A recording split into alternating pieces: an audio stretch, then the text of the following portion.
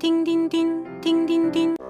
Hello kids, this story is about 5 cows and the lion. 5 cows live in a little forest. They used to eat grass together because they were very good friends and they decided to do everything together. So the lions couldn't attack them for food. But one day, the 5 cows fought and each one started to eat grass in a different places. So, Lion had a great opportunity. He decided to seize the opportunity and kill them one by one and eat them all. So kids, what do you think? What is the moral of the story? Moral of the story is unity is strength.